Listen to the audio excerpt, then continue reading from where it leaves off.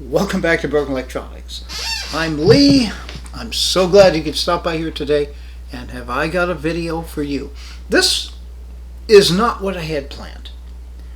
I had planned a very quick video about the OpenCore Legacy Patcher 0.2.4, which dropped 12 days ago and incorporates the Latebloom kext project into the Legacy Patcher, which is kind of exciting.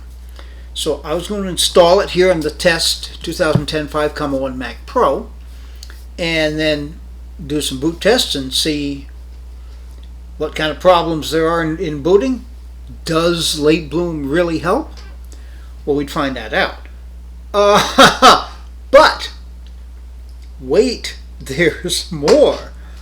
I just popped open System Preferences and checked Software Update just this evening as this is recorded.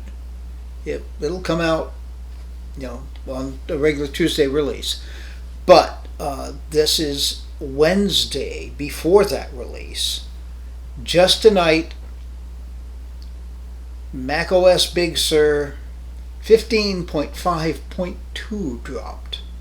So guess what we're going to do tonight? And if you're interested in seeing that process, please stay tuned. Well, okay. Taking a look about this Mac.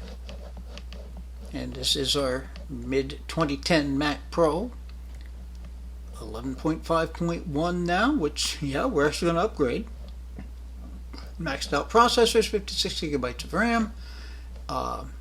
And we have an NVMe SSD as the boot disk, and the Radeon RX 580 graphics card. All right.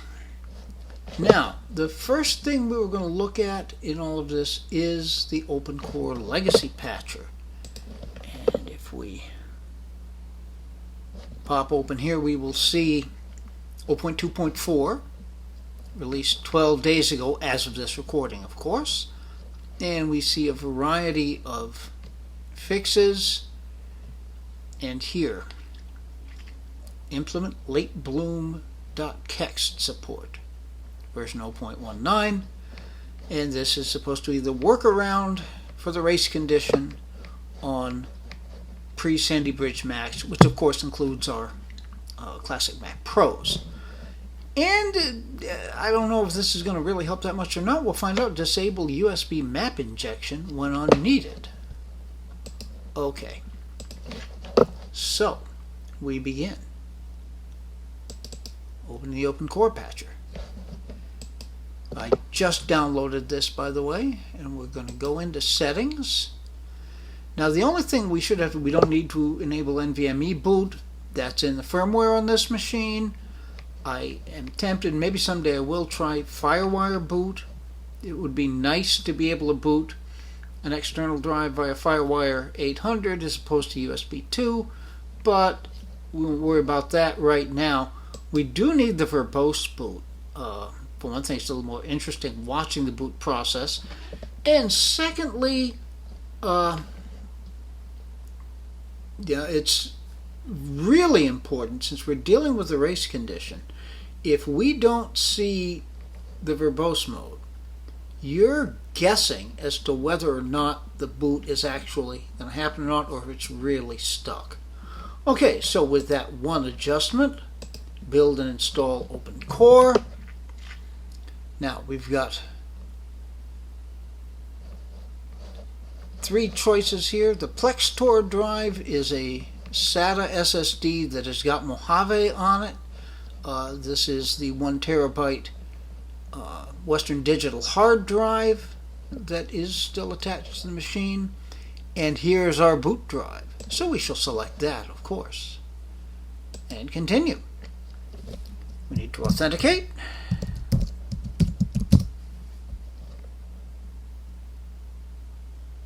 And OpenCore is building. Operation completed successfully. It's that quick. Okay, now, with the original plan, what we were going to do was just reboot the machine right now, see if we have more success booting. When I first booted this machine up, I had to disconnect the 2008 Mac Pro in order to connect this. It booted right up, and I'm there thinking, hallelujah. I had to do another reboot after that for reasons. The graphics card, the fan was rattling at the graphics card. It turned out the dual mini 6-pin to 8-pin connector cord had moved, so it was sitting on one of the fans. But anyway, it then took me 3 more. So, 50% boot, that's actually pretty decent. Okay, so our next step, system preferences, software update.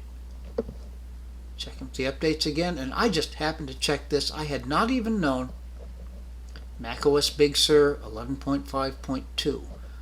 The more info just says includes bug fixes. Who knows what they are? But okay, we'll accept a software license. The download should go pretty fast. Then it's got to prepare it. So I'm going to spare you waiting through the download. About 2 minutes left on the download, which is fine. It's only about 2.5 gig. But then it usually has to prepare for a while. So I'll spare you that, and we'll get into the installation and the reboot. Stay tuned. Okay, it's asking for the restart, so we shall restart now. Now, it's going to sit here for a while.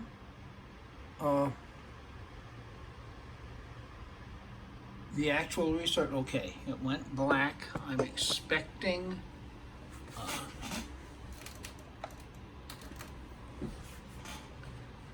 that the boot screen, when it appears,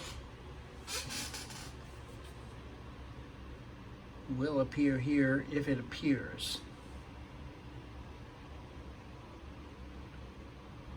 Certainly hoping that it does. I would just as soon not have to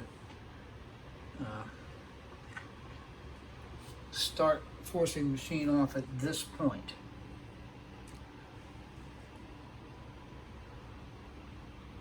And thus far all is quiet. I'll bring you, oh no, here we are. Here we are. And yeah, it's done that. It says Macintosh HD, which is actually the installer. All right. And there you see Latebloom. What Latebloom does more than anything, it should install an APFS. Anyway, what I was saying is what Latebloom does more than anything is to slow up certain parts of the boot process in order to get past the race condition. But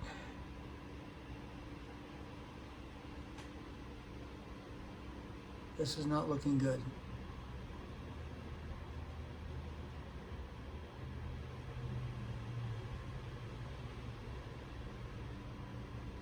Well, I'm going to wait this out just a bit because I don't remember seeing it stall at exactly this point, so stay tuned. Okay, I did have to manually force it off, and I realized that I had forgotten to unplug the USB 3 hub.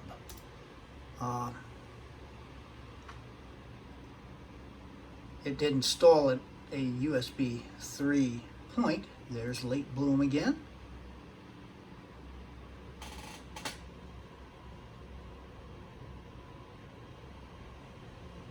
Okay.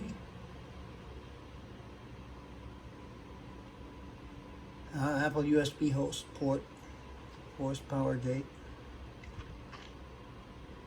I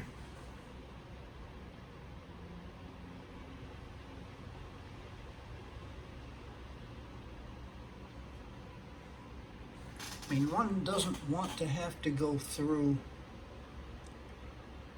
the point of taking out the USB 3 card because you need that USB 3 card. Okay.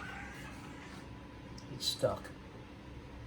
This is the value of verbose mode, because without verbose mode, you just see an Apple logo and a progress meter that wasn't moving, and you keep teasing yourself into thinking the progress meter is moving.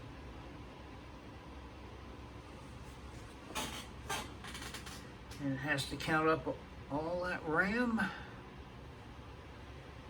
Now, will I do that on my main 5,1 with 96 gig RAM in it, which I intend to try.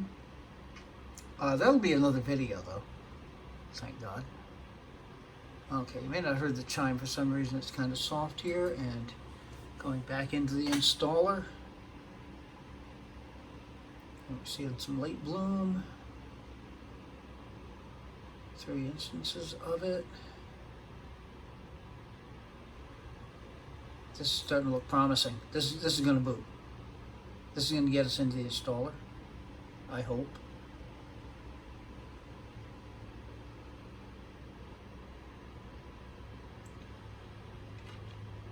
Yeah, we're getting there this time.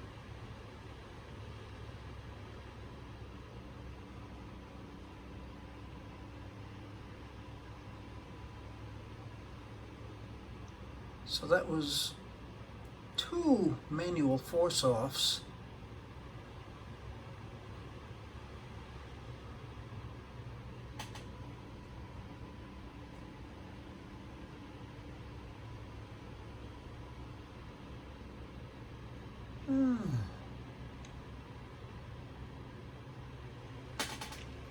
It's going by just a little too quickly for me to tell whether it's actually installing at this point.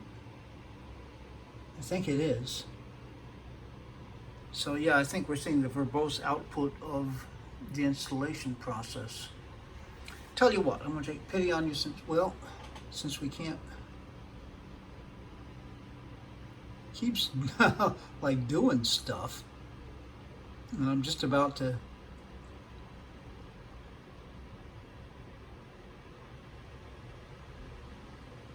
yeah, this ramrod display set, I've seen this before too.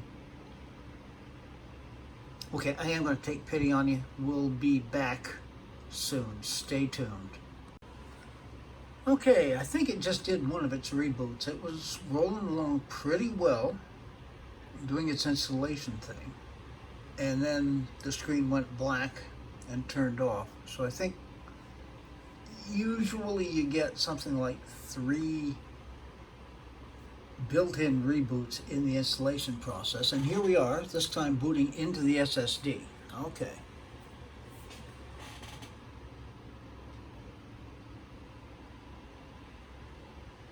Running more Latebloom.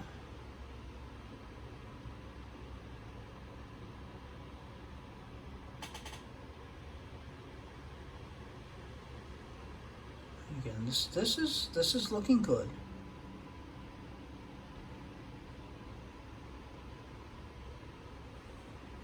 Okay, yep, we're going to get the progress meter.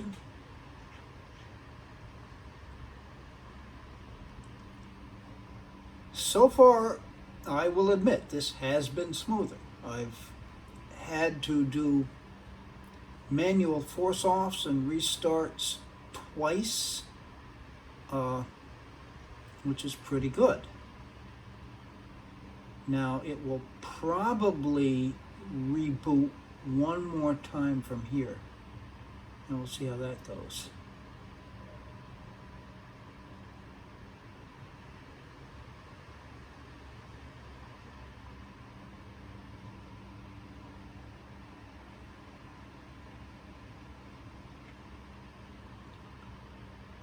It shouldn't stall at this point, because basically it is started up when it reaches this point.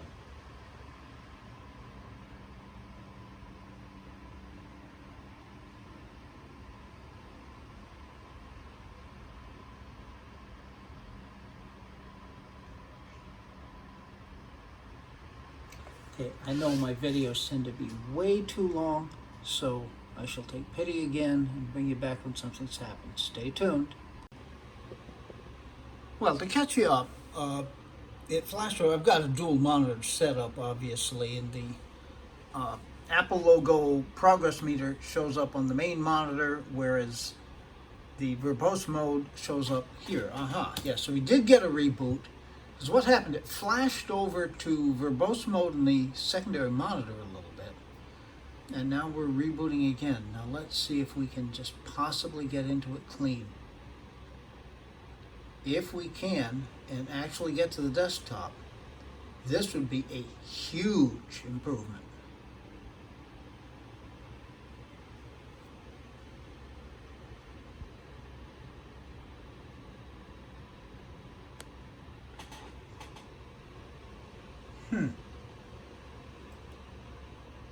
Okay.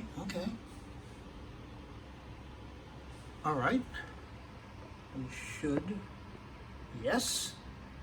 And this should get us to the desktop. I hope.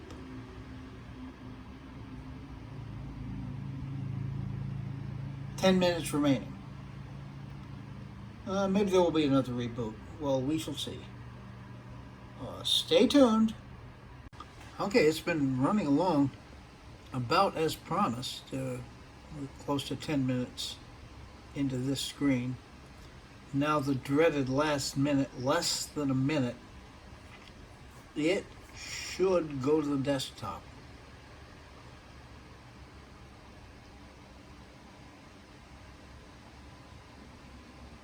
And if so, well, I shouldn't, let's not jinx it.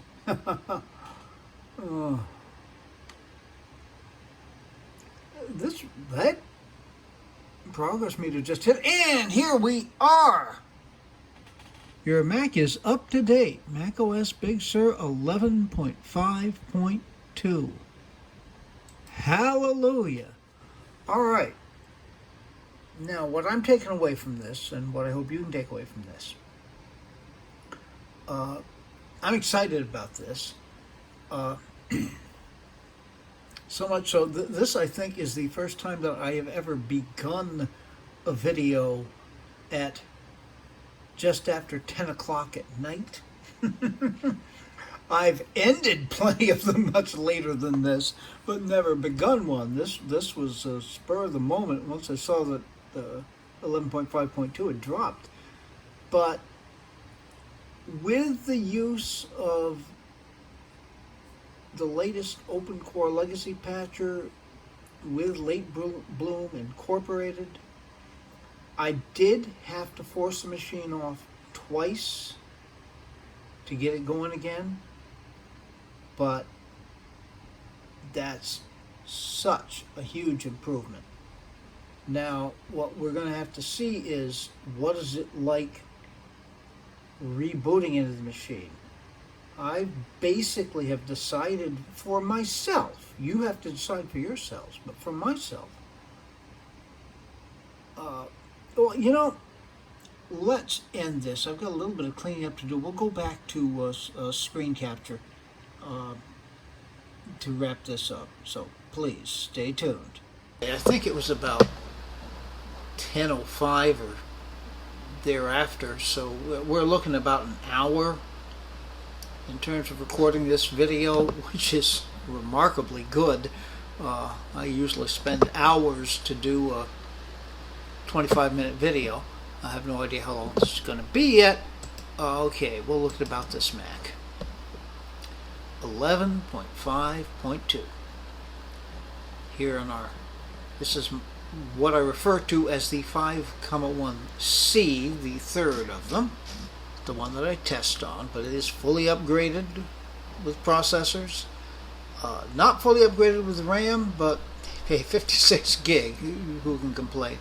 And an RX 580. One of the Mac Blast ones, so that's going to change. Alright, what I had been about to say. I had been telling myself, if we can get to the point where we're between 60 and 70% clean boots,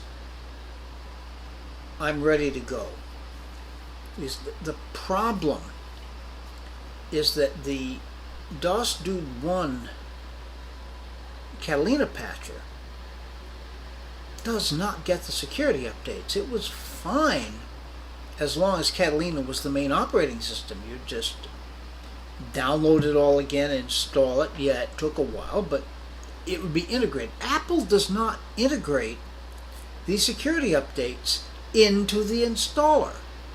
I don't think they ever have. You know, if you install Leopard on a PowerPC Mac to this day, it's going to have to update itself.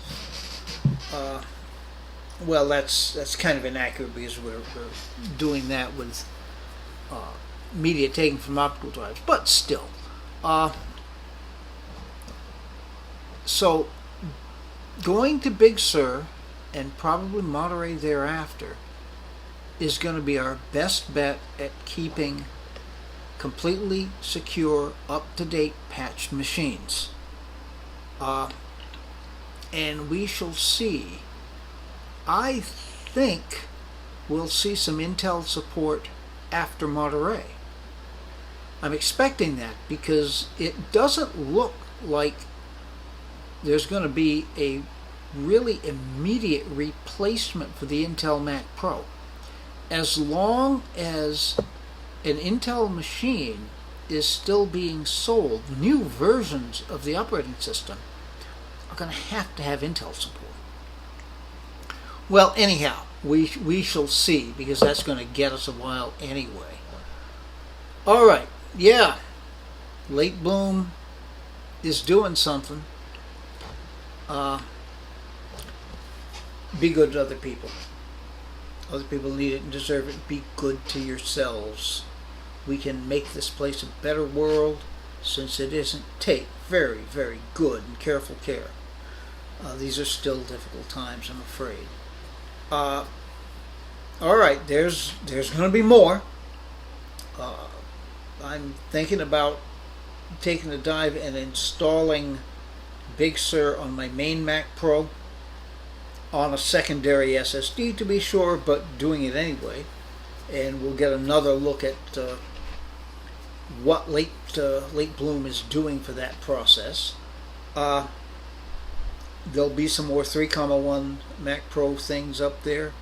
And yes, I have not, it may seem like it, but I have not forgotten the Power Macs, and I'm still working with the Power Macs, and I'm still loving them. So we'll have a lot more comment about those. Some PowerPC laptops, some iMacs, and just generally a lot of stuff. So until those things are all available on the channel, this has been Broken Electronics.